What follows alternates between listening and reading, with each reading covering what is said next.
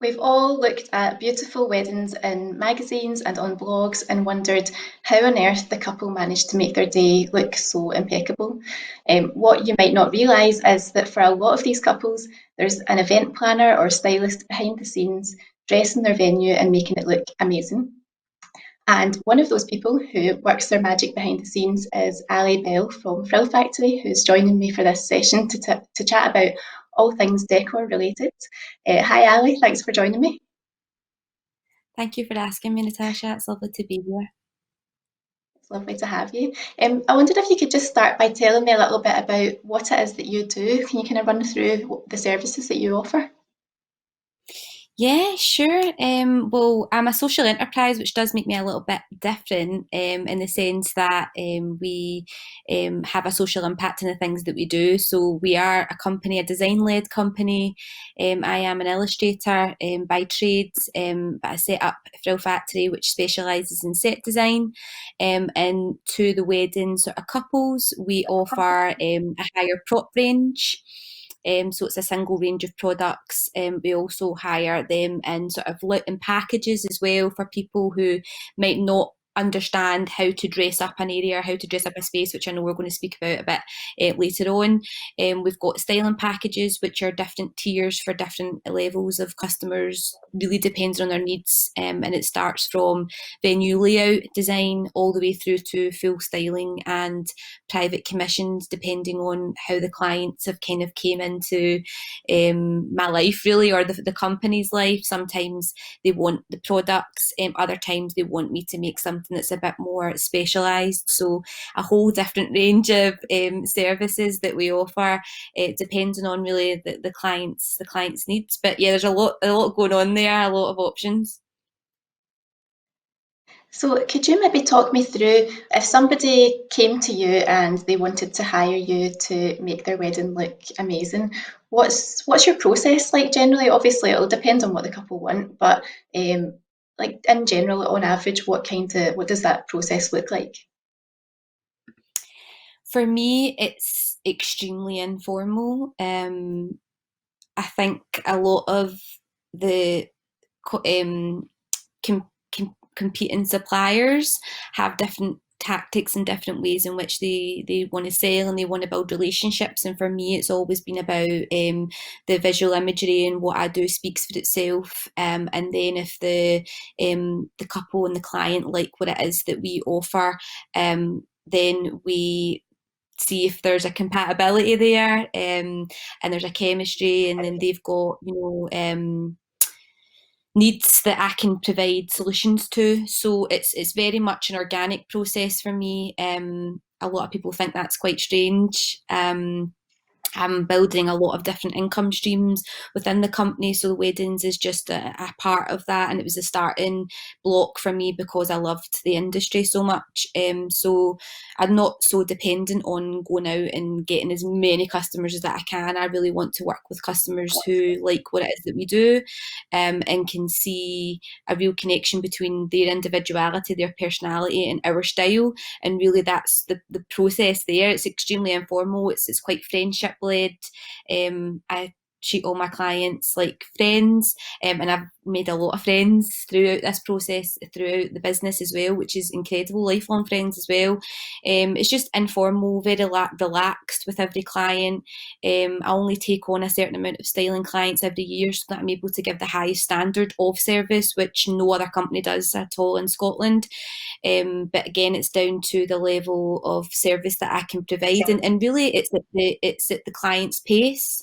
I'm able to steer things along through design-led tasks and actions and whatever else, and the process. And from my point of view, I try and make it as simple as possible for the client, and really is fun. It's important to be fun, funnily enough, because even though you're planning a wedding, and it can be quite serious, and at the end of the day, it's all about whether or not you've got enough money for this budget and blah blah. It's important to be fun and to feel like they're injecting themselves into the wedding. So really, for me, at each process, yeah, I've got like a process that we will go through, but really, I kind of let the client inspire me to take the leads and do things differently depending on their personalities really and what their needs are. Yeah, I think that that sense of fun really shines through in everything that I see you do. Like you always like pour so much creativity, and it's not in like a stuffy way. I think every wedding that you do looks really stylish and really lively as well. And I think what you're saying about stumbling here, individuality is so important, and it's really key to a lot of couples' weddings these days. Like a lot of people just don't want to have the cookie cutter wedding. They want something that feels really bespoke to them and to their own style.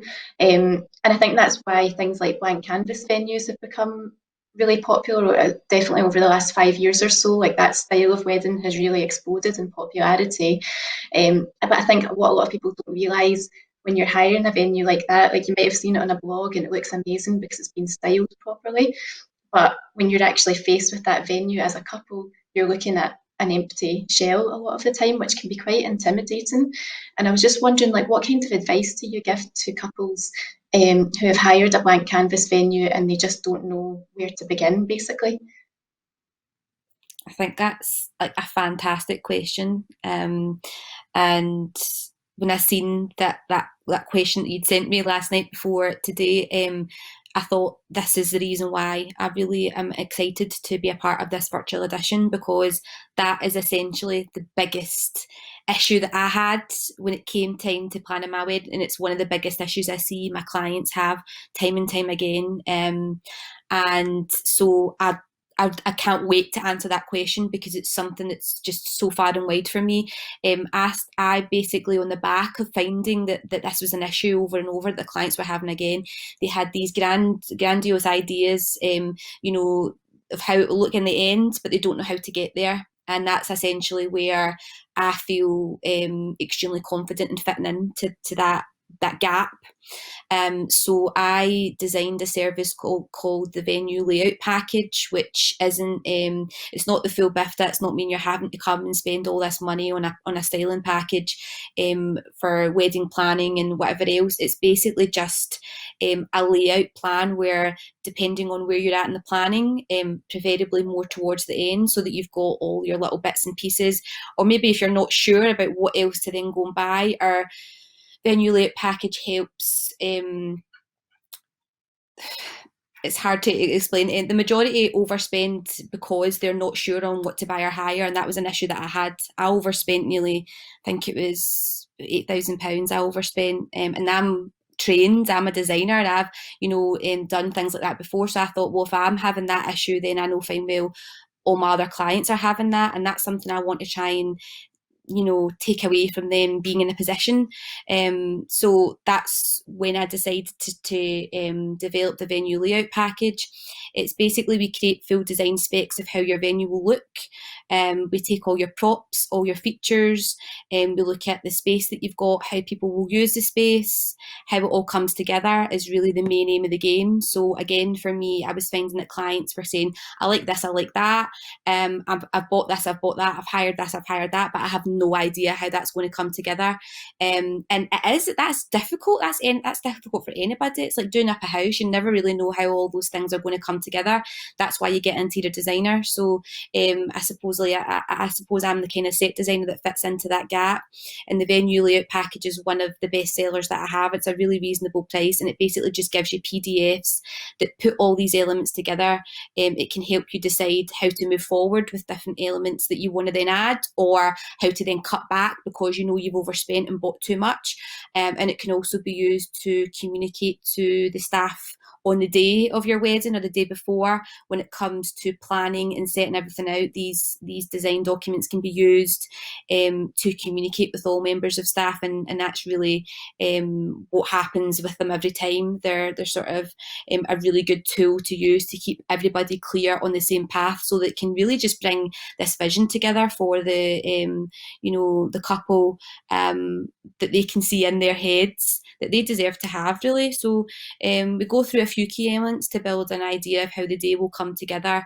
We look at focal features, how people use the venue, if printed materials, does the space change from day to night, and what areas of the day can we inject your personality into it. That's really the main nooks and crannies of the venue layout package, and it can be buffered out to bigger packages that really look at them in more detail. But for me, it's the most important thing for me is how they can inject their personalities into it. So even if they've got, they come to me and we get the venue layout package done, and comes up and that's exactly what they wanted. With I then, even if it's not included, I'll then at the very end go through with them, well, where can you see your personalities coming into this? Where does this bring out your individuality? If it's clear, it's clear. That could be little quotes that they find a song they have as a song together that are special.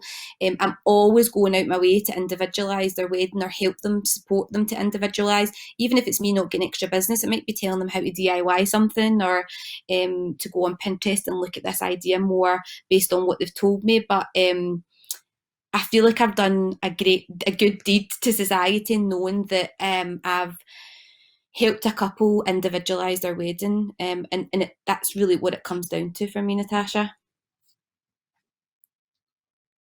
Yeah, I think that that's such an important thing to kind of consider your personalities when you're kind of working out what you want your wedding to look like. But I still think that even if somebody knows themselves really well, it can be really difficult to figure out like what kind of theme you want for your wedding or what kind of vision that you've got for it. Especially if decor and things like that isn't your strong point. Like you're totally right, it is like decorating a house, and if you've not got that knack for it, it is hard to figure out like what do I want this to look like, and how do I put this all together? So what kinds of advice do you give couples who just can't even decide what they want their wedding to look like? You, me, and all your team have all had conversations over the years, about inspiration, where to get it from. Pinterest's obviously massive. And I do use Pinterest for part of my styling package to build mood boards at the very beginning process with a client. So, it's a tool that we do use. And there is a lot to be said for how great Pinterest is for inspiration. But for me, all comes down to like trends, and as much as we're kind of bohemian sort of style, a lot of what we do does have a specific style.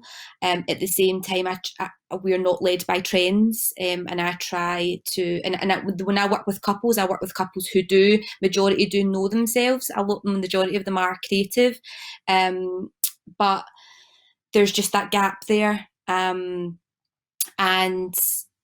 not having inspiration is a common thing, not just for people who don't have a clue what they're doing. I suffer from a lack of inspiration a lot of time.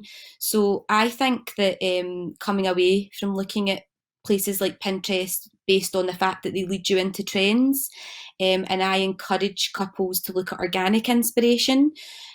So I think about, I ask them questions, like trigger questions, like how their house is decorated. So if they've got any like greenery in their house, or like plants in their house, for example, that give them a bit of joy, or they inspire them because they like how they look in their windowsill. As the season turns to autumn, there's beautiful colours. Yeah, there's a specific colour palette that comes with that, but it might really appeal to a couple. And so I ask couples to be more aware of their surroundings and their environment, to look at nature, greenery, the colours of the clothes in their wardrobe. That's a big teller. My wardrobe's super colourful, but there's a lot of pastels. So my wedding was a winter wedding, but it was a pastel wedding. So thinking about the things that you get smiles from, and a perfect example is that I'm a bit obsessed with cactuses, and I have been for a long time. And so my wedding favours were cactuses, and it really is as simple as that. Taking sort of organic inspiration, I think, more than being trend led, you can be guaranteed a wedding that you will love forever because it's totally your taste at the end of the day. Yeah.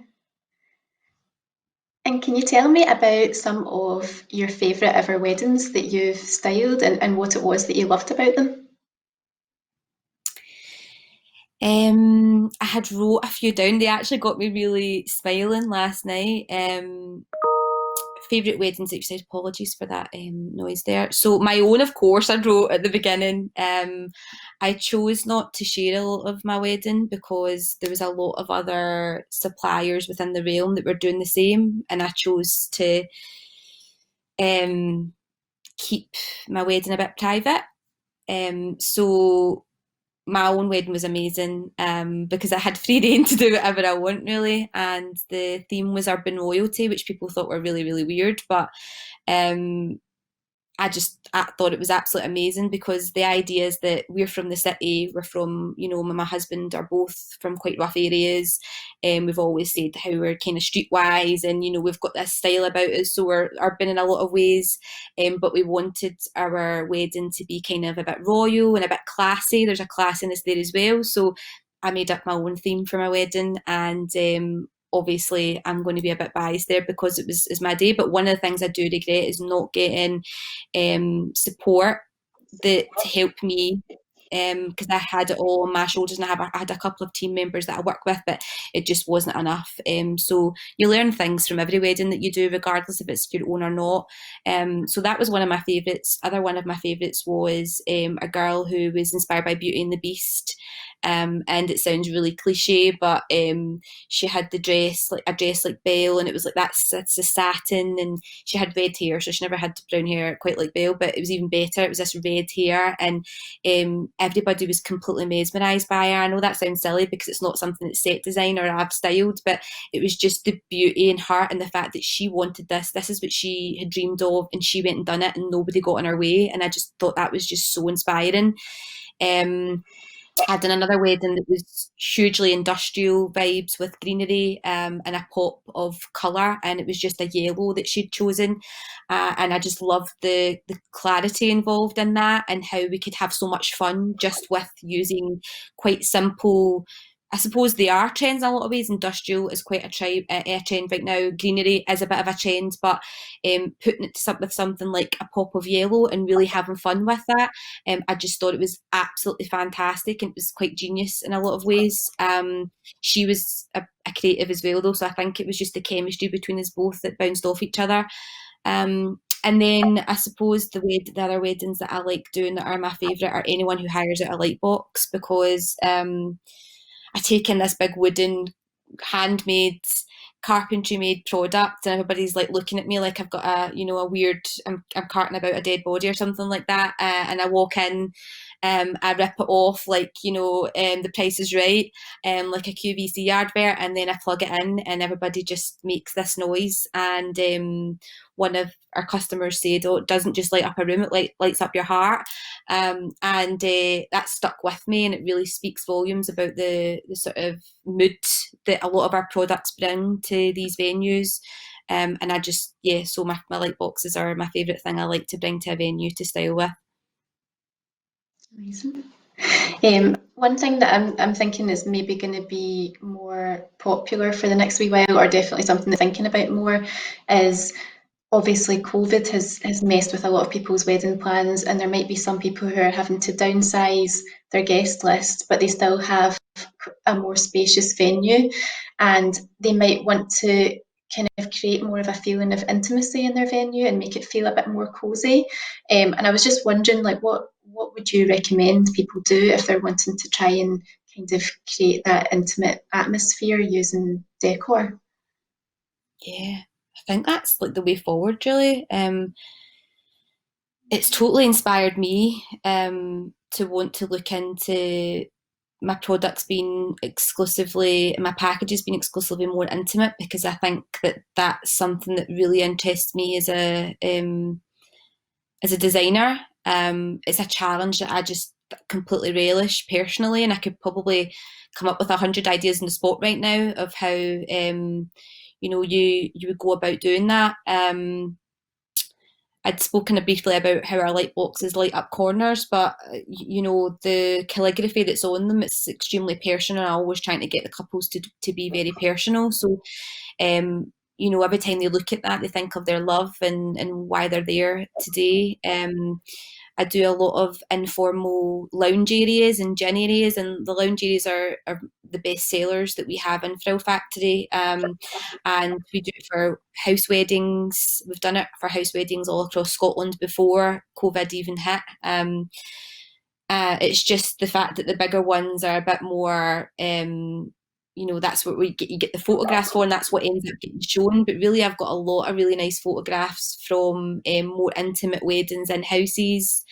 One of my clients had a jazz bar set up where they used their neon signs, and they had like a saxophone kind of trio of people that came and played music in this room that we'd set designed to within an inch of our life, and then every part of the wedding was completely different. So it was the other parts of the wedding were quite sort of simple, and then you had this real just environment of just like amazing music and great lighting and really quirky props.